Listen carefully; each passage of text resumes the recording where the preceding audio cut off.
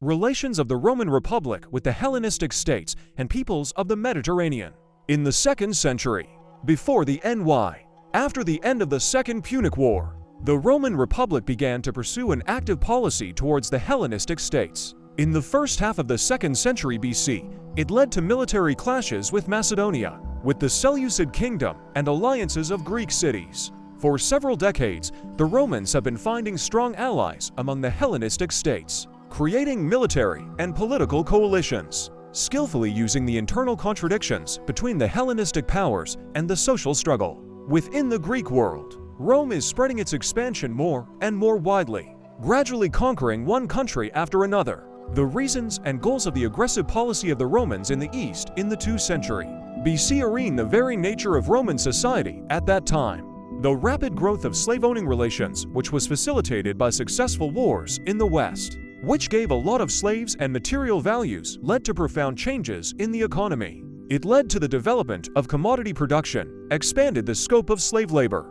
hence the desire to seize new lands, slaves, and also to be able to exploit the natural resources and population of Eastern countries. The beginning of the Roman aggression against the Hellenistic world was marked by the Roman seizure of the northwestern Illyrian coast of the Balkan Peninsula. As economic ties with the East expand, the inclusion of Greek Senate increasingly understood the need to establish its dominance in the Adriatic Sea that washed it from the east. 1. The war with the Illyrian tribes. The Illyrian tribes were the closest neighbors of the Roman Republic on the western coast of the Balkans. They lived in a military democracy, and only the most developed of them, for example, in the region with the center of Scadra, began the process of forming a state. The scanty soil of their mountainous country encouraged the Illyrians to seek other sources of income in addition to farming. The Illyrians found them in the sea robbery, which in the 3rd century BC, after the fall of the maritime power of Tarentum and Syracuse in the Ionian and Adriatic seas, reached such a scale that it disrupted the trade relations of both Greek cities and Roman merchants. The Illyrian capture of Corcyra, an important island on the sea route from Italy to the east, was the reason for the war with the Illyrians. The formal reason was complaints from Italian merchants and requests for help from several Greek cities. The Romans sent in to 29 BC. Against the Illyrians, the fleet quickly defeated the enemy's fast but light vessels. The Roman amphibious army occupied the Illyrian coast, destroying fortifications and cities, and pushed the local population inland. The territory of the Scadra state has been reduced. The Illyrian tribes turned out to be tributaries of Rome. By seizing the Illyrian coast, the Romans established political influence over many Greek cities in the western part of the Balkan Peninsula. Their harbors became the anchorages of the Roman fleet in the Adriatic Sea. Thus, Rome acquired important strongholds for a further offensive to the east. Rome's capture of the Illyrian coast cut off Macedonia's access to the Adriatic Sea. Instead of the weak and scattered Illyrian tribes, powerful Rome became Macedonia's western neighbor. 2. The Second Macedonian War. At the time when the Romans were at war with Hannibal, a military-political alliance between Macedonia and the Seleucid kingdom arose in the east. Philippus V of Macedon and Antiochus III sought to redevelop the regions of the eastern Mediterranean, taking advantage of the weakening of Egypt under the infant king Ptolemy V. Philip V and Antiochus III concluded an agreement on the seizure and division of Ptolemaic possessions on the islands of the Aegean Sea, Asia Minor, and Syria. It was assumed that Antiochus would take possession of Coelesyria, Phoenicia, and Cyprus, and Philip, the Asian territories of Egypt and Korea, the islands of the Aegean Sea, and Cyrene. However, this treaty did not envisage joint military actions and mutual assistance from the Allies. Their mutual distrust and rivalry in the struggle for hegemony in the eastern Mediterranean affected. Having concluded the treaty, Antiochus III occupied the whole of Coelesyria, while Philip captured the Greek cities in the Straits, plundered the coast of Pergamum, and occupied Caria. Philip's seizures and the threat of Macedonia becoming the strongest state in the Aegean Sea caused the kingdom of Pergamum, Rhodes, Byzantium, Athens, and other Greek cities to speak out against Philip V. Thus, an anti-Macedonian military alliance was formed in the Aegean Basin. In the war with the Pergamo-Rhodes alliance, Philip V was defeated in the naval battle of the island of Chios 101 BC. Developing military operations against Philip V, the Allies turned to Rome for help. The Romans were not interested in strengthening Macedonia.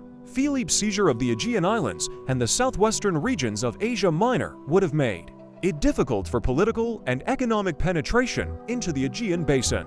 And the capture of Cyrene could have jeopardized Roman navigation throughout the eastern Mediterranean. In Rome, it was taken into account that Philip V had lost part of his army and navy in the war with Rhodes and Pergamum and had neither the time nor the means to quickly restore his strength. In addition, by going to war with Philip, Rome could gain strong allies in the person of Rhodes and Pergamon. The issue of the war with Macedonia was resolved positively in the Senate and was submitted to the National Assembly, which eventually authorized the war. At the same time, an embassy was sent to the east, which was supposed to achieve the neutrality of Antiochus III and strengthen the union of the Romans with the anti-Macedonian coalition. The Roman ambassadors managed, by agreeing to Antiochus' capture of Colosseum, to achieve his neutrality during the war between Philip and the anti-Macedonian coalition led by the Roman Republic.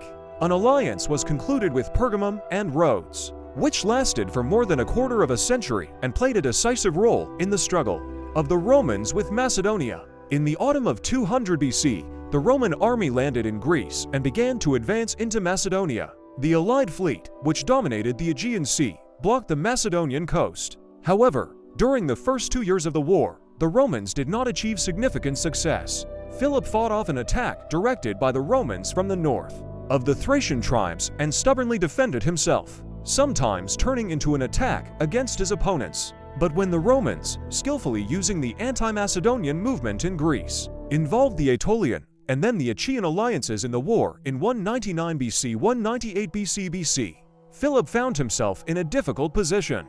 In 198 BC, the Roman army was led by Titus Quinctius Flamininus, an able commander and a skilled diplomat. A decisive battle between the Romans and Macedonia took place in Thessaly, in a hilly area under the Cynocephalae Dogs Heads, 197 BC. Having been defeated, Philip began negotiations for peace. In the Senate, when discussing peace with Philip, demands were made for the continuation of the war with Macedonia.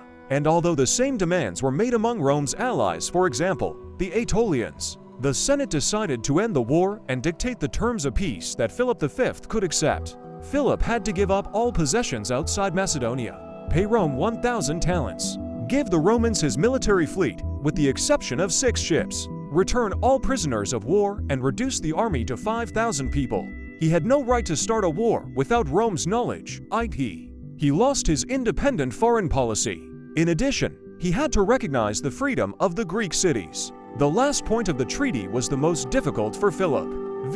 He closed Macedonia within its own narrow borders. At the Isthmian Games in 196 BC, their Wacit has been officially announced that the Roman Senate and the commander Titus Flamininus will grant freedom to Greek cities. This announcement caused general rejoicing in Greece. Peace with Macedonia was concluded, but the Roman army continued to remain in Greece until 194 BC. Roman garrisons were introduced into Corinth, Chalcis, and Demetriades. Titus Flamininus and the commission that arrived from Rome took up the organization of Greek affairs. The borders of individual cities were redefined, and often arbitrarily the Romans introduced timocratic constitutions in the cities of Thessaly, reorganized the Thessalian League according to the Achaean model. These events of the Romans soon showed the Greeks that their liberation turned out to be only a change of masters. Macedonian rule was replaced by Roman rule, which caused discontent among a certain part of Greek society.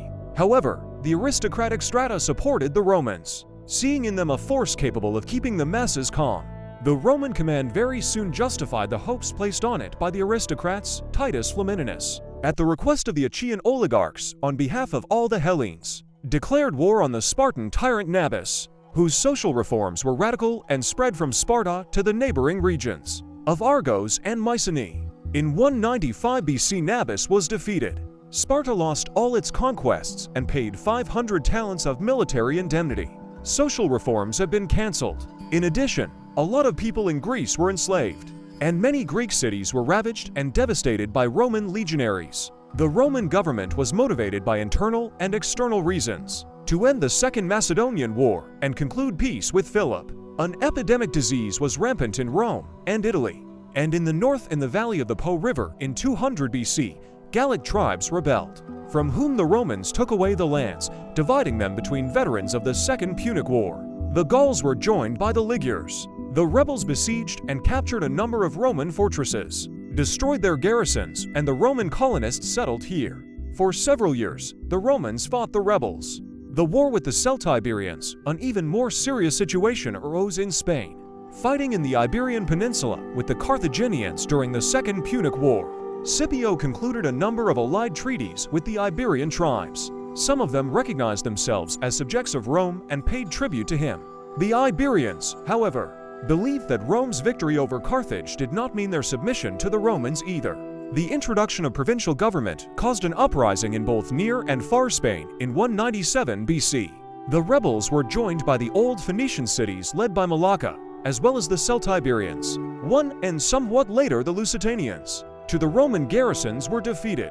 In 195 BC, a Roman army led by consul Marcus Porcius Cato was sent to Spain. At the cost of great sacrifices, Cato managed to defeat the main forces of the rebels. He made a number of punitive expeditions, sold the inhabitants of some Iberian communities into slavery, disarmed others, but could not end the war. Until the end of the 180s BC, the Romans suffered setbacks in Spain. It was only by concentrating a 45,000-strong army there that Rome finally suppressed this rebellion by 179 BC. The diplomacy of praetor Tiberius Sempronius Gracchus played a significant role in his suppression. The Celtiberians recognized the power of Rome, pledged to pay tribute and to field an auxiliary army. Roman provincial rule in Spain was restored. The reasons for the defeat of the Iberian tribes were their relatively low social development, fragmentation and intertribal hostility, and, finally, the superiority of military equipment and military art of the Romans. The almost 20-year war with the Iberian tribes, which absorbed significant military forces and large material resources, made it difficult for Rome to develop aggressive actions in the eastern Mediterranean. The War of the Roman Republic with the Seleucid Empire. While the Roman legions were fighting in Spain, the ruler when the Celtiberians lived in central Spain. Two Lusitanians occupied the territory of modern Portugal. The great power of the Seleucids, King Antiochus III, began military operations in the west of Asia Minor. By this time, the Seleucid monarchy was the strongest state in the Hellenistic world, claiming hegemony throughout the eastern Mediterranean, having seized a number of areas in southern Syria and Palestine. Previously part of the Ptolemaic possessions, Antiochus III dictated peace terms to Egypt. Having secured his rear from the south and put to sea with 200 ships, Antiochus III began to capture the cities of the southern and western coasts of Asia Minor.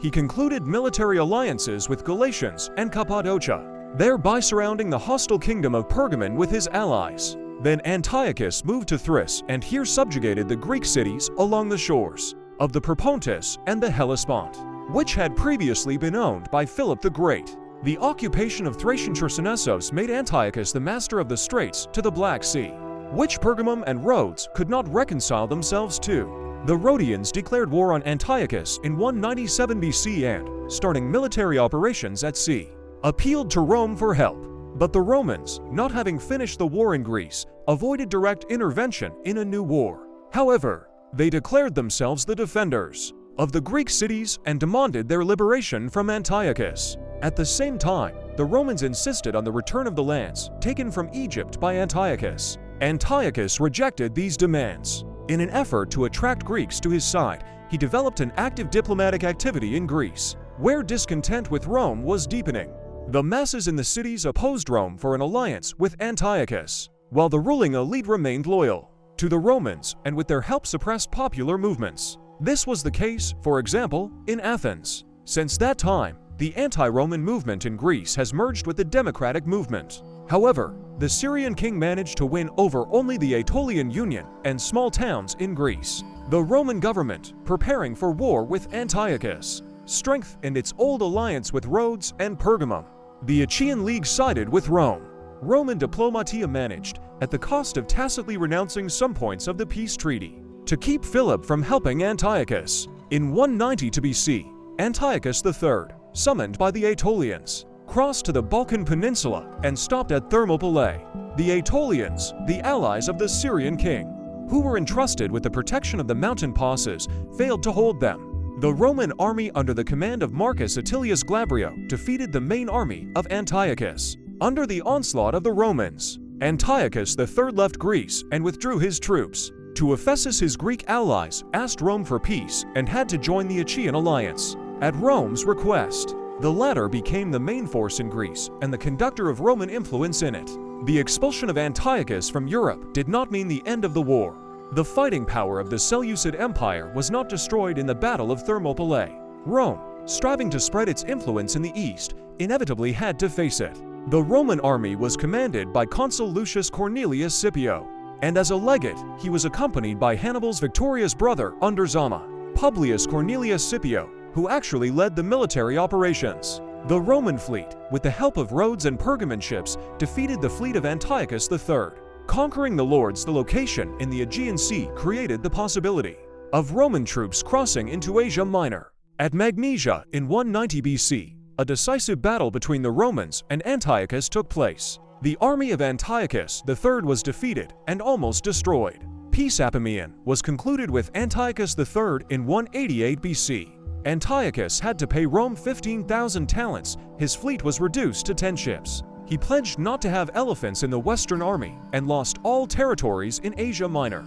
The Romans divided the lands conquered from Antiochus in Asia Minor among their allies. Most of them went to Pergamum and Rhodes. The lands seized by Antiochus in Europe were also given to Pergamum. As a result, Pergamon turned into a large and powerful state. Rome's policy of most favoring Pergamum was directed against Macedonia. Thus, within a short time, Rome, using the rivalry of the Hellenic powers and relying on the Rhodes-Pergamon alliance, inflicted a military defeat on two of the largest states of the Hellenistic world, Macedonia and Syria. The war with Rome accelerated the disintegration of the Seleucid Empire. Its separate regions, Armenia and Sophene, fell away from the Syrian kingdom and gained independence. Many of the eastern regions were captured by Parthia. The war with Antiochus' ally, the Aetolian alliance, continued after the Battle of Magnesia. The Aetolians fiercely resisted, and it was only when Philip, Epirotes and Illyrians advanced on them from the north and Achaean troops from the south that Aetolia fell. It was looted and devastated, and its territory was significantly reduced. Since that time, Aetolia has lost its political importance. The massacre of the Aetolians and the shameless interference of the Romans in the internal affairs of Greek cities. Rome's patronage of the Achaean Union, which was self-governing in the Peloponnese, strengthened the anti-Roman movement in Greece. In some places, it resulted in open uprisings, brutally suppressed by the Romans. On the other hand, the Greek elite increasingly linked their destinies with Rome and sacrificed the independence of the country for the sake of their interests. The political struggle in Rome in the 80s of the 2nd century BC. Foreign policy in the East was the subject of an acute political struggle in Roman society itself. The democratic part of it demanded the expansion of possessions in the Po Valley, in an area inhabited by Gauls and Ligurs, and the withdrawal of colonies there, in which citizens, especially veterans of the Punic War, could receive land allotments. The people's assemblies played a significant role and did not always authorize the decisions of the Senate, in particular on foreign policy issues, as was the case, for example, with the declaration of war on Macedonia. In the 80s, the reform of the Centuriate Comitia, begun under Gaius Flaminius, was completed, which marked the well-known democratization of the Roman state system. Finally, apparently, at the same time, the censorship of the last V class of the Serbian constitution was reduced from 11,000 as to 4,000. This innovation, reflecting the process of ruin of the peasantry that had begun, replenished the democratic part of the People's Assembly. The reduction of the qualification for the V class was undoubtedly aimed at increasing the contingents of the Roman army. The nobility, in turn, sought to keep all government in their hands and monopolize the highest magistracies among the Senate oligarchy. In 180 BC, a law introduced by Julius was adopted, which established the procedure for passing magistracies. Only those who had passed the lower positions, quaestors, aediles, could be elected consul and praetor. The age limit was also set, for aediles and quaestors 28 years, for a praetor 40, and for a consul of 43 years. Military service was supposed to precede the occupation of higher positions. This law has created obstacles for young and popular people to obtain higher positions. The nomination of candidates began to depend on the Senate nobility. which led to the strengthening of the latter. In the midst of the nobility, individual noble families constantly competed for the highest positions in the state. Since the end of the 3rd century BC, in addition to political trends have been increasingly defined, whose representatives, reflecting economic and cultural interests of various strata of the Roman nobility, understand the foreign policy objectives of the state and its internal policy in different ways. At the head of one of these groups was Publius Cornelius Scipio Africanus, one of the talented generals and major political figures of the Roman Republic. His military successes during the Second Punic War created him wide popularity among the Roman people. From 199 to 184 BC, Scipio was the princeps of the Senate, i.e., his name was on the Senate list first, and he had the right to be the first to express his opinion, which was often guided for almost 15 years. He and his supporters exerted a huge influence on the entire political life of Rome. In the field of foreign policy, the group led by Scipio stood for the creation of a number of states dependent on Rome from the conquered regions, without introducing provincial administrations into them and leaving them some independence. The peace treaties with Carthage after the Second Punic War, with Philip after the Second Macedonian, and with Antiochus III, similar in terms, reflect this foreign policy line. In domestic politics, Scipio's group, although it defended the dominance of the Senate nobility, but at the same time provided for the widespread allotment of land to poor citizens, primarily veterans, as well as the relief of military service and other hardships on the people. During the years of her leadership by the Roman state, numerous colonies were withdrawn to the north of Italy and the Adriatic coast.